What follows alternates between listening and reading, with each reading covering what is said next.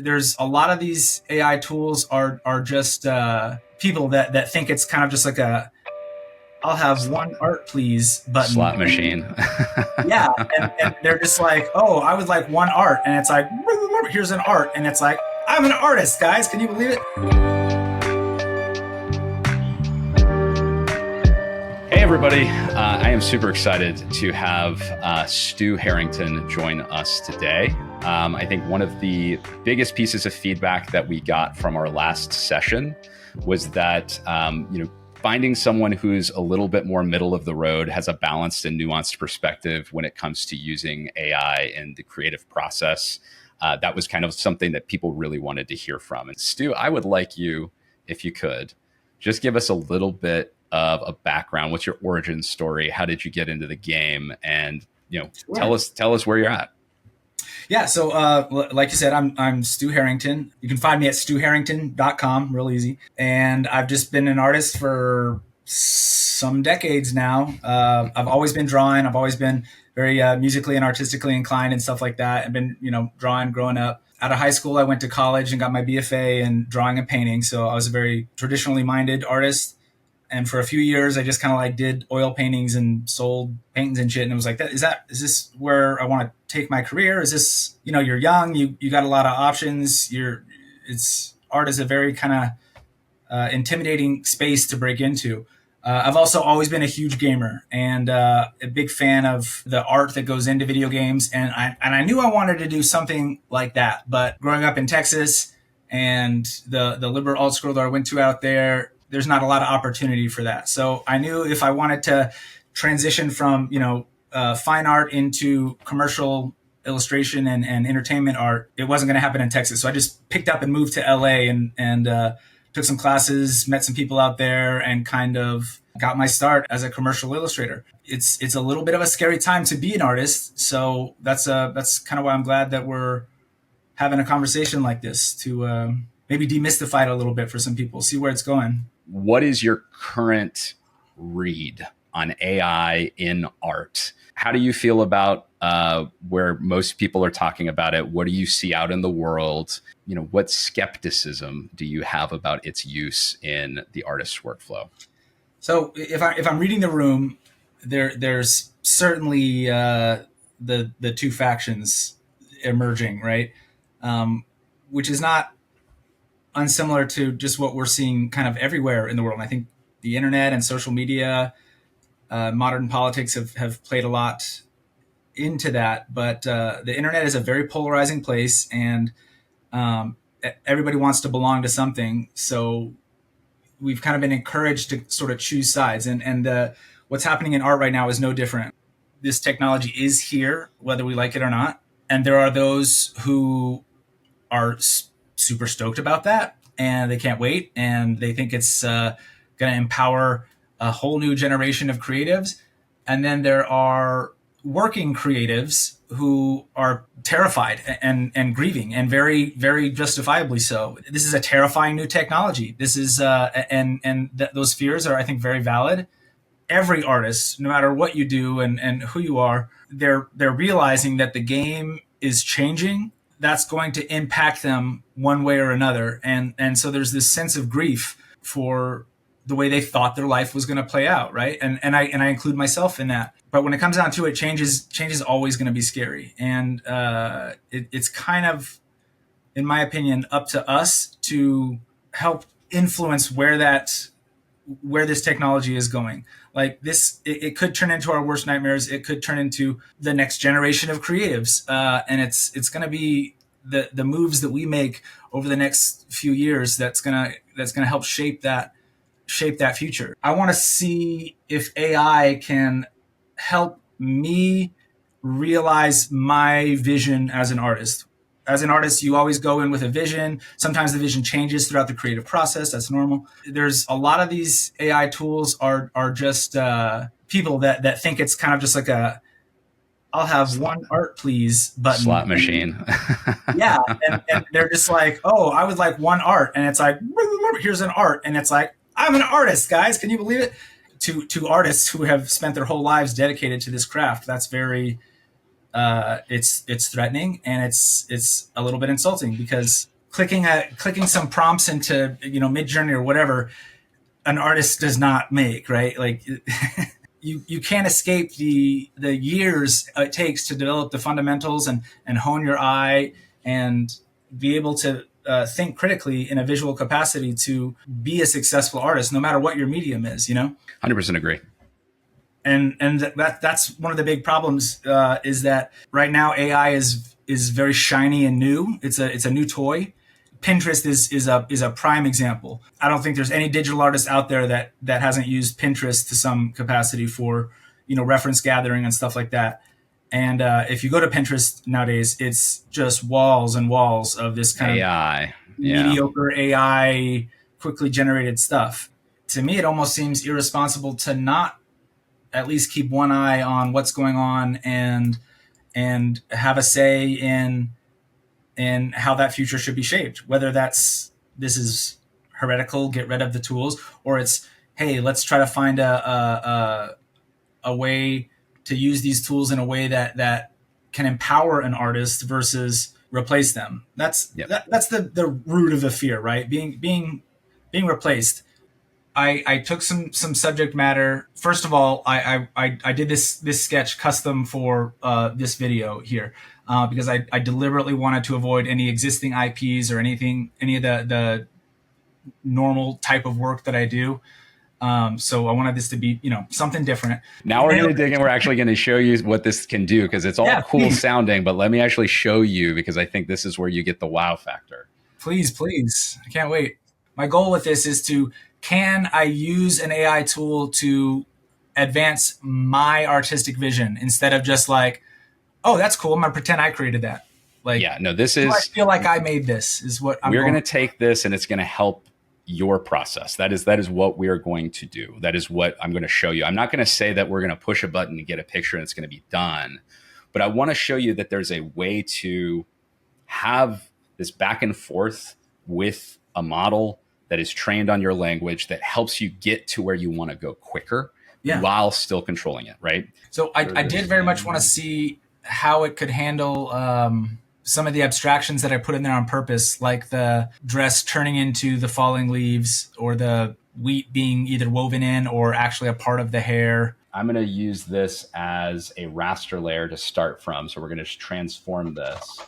And then I'm also going to use it as a control layer. But what I'm going to do is I'm going to have it primarily control the color and the essence of this as it's transforming it. One thing that I also started kind of getting in place here was something called a global reference image. And that reference image, what that feature does is it's actually looking at the original image that you had done the color rough of. And I'm able to actually ask it to almost in a way turn that picture into what we're prompting for. The idea behind the sketch was like this, the dress is kind of like made of leaves, and you can see up at the top, there's like the leaves are red and more healthy on the dress. And like, as they go down, I was thinking, they're like pasted leaves that are kind of transitioning in color and sort of like falling off of the dress into the pile of leaves that she's sort of makes sense to me, trailing behind her. So what I'm doing here is I'm using this reference image to kind of give it an idea of like, this is the composition, like this is what we're looking at, so that it knows it's looking at the bottom of a dress and kind of focusing on this region. And so this reference image is actually this area that we're working on. If you have from a mood board or any other like reference materials you have, if you have an example of like rotten leaves, of like the decay that you're looking for, we can actually kind of use that as a prompt as well and say, this is kind of what we mean when we say rotten leaves, or like the nature of this. In this case, I can say decaying brown leaves, but maybe I don't know how to describe exactly the mushiness that I'm thinking of. That's kind of what that reference image can be. And you can inject that in. So I'm going to put this. Quick note here. The part you just highlighted in green, that's a regional guidance layer. It looks like was meant to be like the ruffles that you'd see under an old timey dress. An old timey dress is like the outer dress, and then underneath there's just like tons of rippling, flowing fabric. Yep. That was supposed to be there, and then the leaves were like kind of over that. So that kind of tan stuff that you specifically highlighted. Okay, so that's supposed to be the bottom of the dress. Okay, so the decaying leaves are like these leaves that are floating over here. Is that right? Yeah, and then just everything below that, minus Yeah. the pumpkin or whatever. Probably would help if we told it what old timey, like what exactly old timey, what era, maybe Victorian era, something like that. Victorian antebellum ruffles. I'm gonna put this up in the prompt up here as well. But let's just see what we get. I kind of want to just test this out and see where it's gone here. And so I'm kind of like in painting this bottom of the dress. So I think it did a decent job of kind of like creating a nice gradient and some painterly lines here. This definitely gives me pumpkin vibes on this dress. For sure, more resolved. Yeah, Yeah. the ruffles too. If we do kind of like a before and after, we can see what has changed. It's definitely added a little bit of this while keeping a lot of that structure there as well. Yeah, I like that it's given some ambient occlusion shadows and stuff. That's cool. Can you just select the very bottom corner? Right now, it still is just reads kind of jumbly, and I want it to very much transition into just a straight on pile of leaves that you might have raked up in your yard. Okay, so we want more leaves down here. We'll say a pile of leaves, fall leaves, wheat field, harvest times, Thanksgiving, the bottom of an antebellum dress. Oh, so you're getting real specific with. Okay. I am, because I want it to really understand what it's looking at. When we get into this, again, right now, this box is the AI's attention. It's kind of like what it can see. It doesn't even know this other stuff is here right now. It doesn't know that it's looking at the bottom of the dress. It's like very much focused on this. That is going to make it, barring us telling exactly what it's looking at, its attention. It's kind of like when you look at clouds. Like, I use this analogy all the time. Like, if I tell you what you're looking at, you can look at it and be like, oh, I kind of see that. Like, I see the legs of the dog or whatever. But if I'm just like, look at that cloud and tell me what you see, I'm relying on you to tell me something that you may find something completely different. You're like, that's a backpack. And I'm like, I see something completely different. But until we have that shared language or the shared frame of what we're looking at, we can't like align. That's what we're trying to do here. There might be parts of these that we like and parts that we want to change, right? And so let's say, for example, I like parts of this one. I like this leaf down here and some of this stuff down here, but I don't as much like this. Mm-hmm. On this one, I like some of the stuff up here, but I think down here gets a little bit funky and weird. There's like wheat, and this leaf is over the pumpkin stuff. Yeah, same. Right? I'm going to take both of them. I'm going to take one as a layer and use the other. And then what I'm going to do is I'm just going to kind of like erase this and let the other one shine through. So this kind of goes back to like how you use layers. You're compositing it, right? You know? Very cool. And so we're kind of like just getting that all blended in and, you know, letting it kind of shape itself a little bit here. But now we've got this nice, like, you know, effect on the leaves down on the bottom. What I'm going to do now is we're going to focus on the top of this, this character.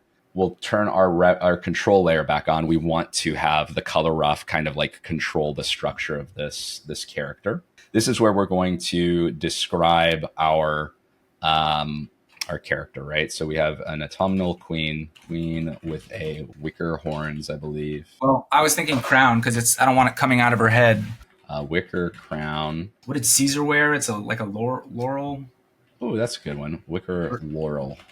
Let's see what we get. Let's see what we get when we try. Something else I might add is I was very much trying to be reminiscent of classical romanticism, you know, old school paintings where that sort of Rococo style where it's just real kind of gaudy and, you know, the I just threw all of what you said, all of that. Okay, I put that in there. I just put that in there just so that we can see what that is.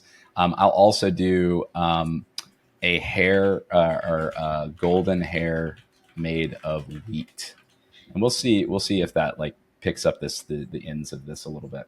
If we take a look, we can see kind of the before and after, and we can see it kind of took those ribbons and really made those nice.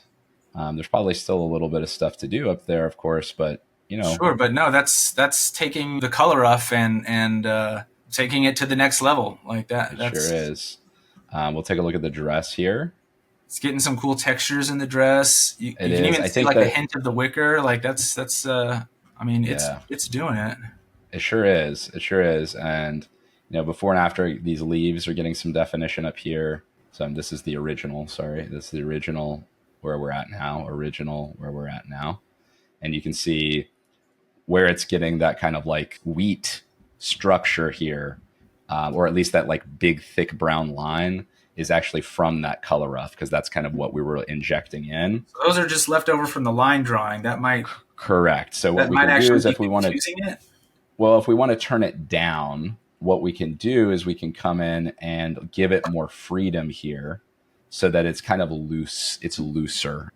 And so we're starting to get a little bit more like kind of like blending into the wheat a little bit. Well, that's cool. It's getting more rendered like hair. I'm going to accept that. And what I'm going to do is add a regional guidance here. And I'm just going to go in and kind of prompt for that. And I'm just going to let it try to like inject more of that concept of wheat hair into that. Yeah, there's a little bit of that coming in. You see like a little bit of the wheat there. So we can already start to see a pretty interesting, image here take shape. I'm going to maybe do some background work here. That's what I was going to suggest next. That's the least resolved there. Like just in my original vision, this would be, it's all about fall, and fall is all about, at least to me, the changing of the leaves. So having like that really beautiful backdrop of the, you're in this Appalachian deciduous forest. Right. Is what time of day is this? Probably like the golden hour. Golden hour. Where we're getting that real, beautiful diffuse lighting and stuff like that. It's a very idealized. Let it have a lot of freedom. But let's just see what we get. Ooh, that's a little more spooky. It's kind of cool. Yeah, this was like a golden raven almost instead of an owl. But you can see how like when we increase the amount of transformation, we're kind of like pulling out some more details here. No, that's very cool. It wasn't quite what I was imagining. I wanted like at least like there's that foreground or middle ground tree that the owl is sitting on, but I imagined behind that like trees that were kind of like far off in the distance, like you're looking at a landscape back there versus a few individual trees. Probably giving some color in the color rough there of like where things would be, where the brightness would be, like how the brightness should be from a luminance perspective. I think there's a lot of that you could be doing there to get more of what you're going for. I think that's actually really cool. It's adhering more to the sketch I provided, which was like, well, I was imagining this. It's like, well, that's not really in the sketch. It was like, yeah, well, I hadn't gotten to that yet. Yeah, for sure. So one thing that I'm going to try here is I'm taking the edges of this rather than the color. So the color is what we were controlling with before. Instead, I'm going to use the edges, and I'm going to let it have complete freedom over the background and let it really kind of go wild here, just to see if we can get some colors in there that we like. I notice you're not very precise when you're lassoing stuff out. Does that matter? It's kind of like a blurry, it kind of blurs itself in on its own. And so I'm just kind of like loosely throwing stuff out there. Cool. So obviously like this is very imprecise, but what I'm kind of trying to see is like with the prompt we've given it, what are the lighting effects we could be getting if we didn't have anything else like color wise controlling it. We're transforming it pretty significantly. Obviously very good for ideation and just kind of thinking through what this might look like. So, this one's actually pretty interesting. Some of the light there, it doesn't, we're not getting like distant background trees or anything like that with this, but we can kind of see some ideas to play with. Like the one with that one there is kind of cool with the golden light kind of. All right, so we'll take coming that down on her. And here what we can do is we can kind of like, again, erase the things that we don't want to keep. We want to get that owl back in. Oh, got to get our owl. Right. And so we're kind of like, we're taking some of the stuff out that is messing with what our vibe is here. Take out some of the dark on her. Yeah, those red leaves on the dark. Yeah, take some of that dark green out. Right. And so now we can come in and say, we don't want to change that anymore. We want to change this stuff. And instead of maybe like all of that change, we'll turn it down a little bit. And now we're going to be able to blend that part and piece into this. So we're keeping a lot more of that light that we had, We're keeping our structure, and it's going to kind of just blend that in and give us a little bit more of that. So you kind of see how we're dancing around with color and kind of playing around with this to really Mhm. push it where we want it to go. That's exciting because it gives the artist more control than any other of these generative programs that I've seen, which is the direction that we want this technology to be going. So 100%. So I am going to do this real quick, just to do a quick before and after. So before color rough, after our quick exercise here. And you can see where we got a lot of depth, a lot of like really cool, stuff to work with. There's obviously more that you could do in here, and there's more that you, I imagine, would want to do in Photoshop to really kind of like put your stamp on it and touch it up in the ways that you need to. But certainly, amount of time that you would save in your creative process and definitely feel like you have control is massive. so that's I mean, you summed up kind of my thoughts there pretty well. That's when you're at that color rough phase and you're taking it to render, you're looking at that's the majority of your chunk of time working as an Yeah. illustrator, right? There can be hours and hours of render time. I mean, Yeah. weeks even. That's the most time consuming process. And taking something that still feels like yours, it's not giving you a random one art please. Like this is feels in the ballpark of the vision that I was going for. And if I were to paint over this, that's I could say 40, 60 hours of just render time saved. It's very cool, man. Yeah. Right. Well, I appreciate you taking some more time to hang out with us. I think it's been a lot of fun, and hopefully we'll Always do it is. again. Hey, man, you let me know. I'm here for it. Great. Well, hopefully everyone who's watching got something from this, whether you're in the industry or not. I think making sure that we have these conversations is really good, so that everyone can have a little bit of a better perspective of where things are actually at, and maybe at least have a space for nuanced conversation around it. Having these conversations, I think, is going to be important for people to help understand and ultimately shape where it's going. Because we're at a crossroads. We're at a split. 100%.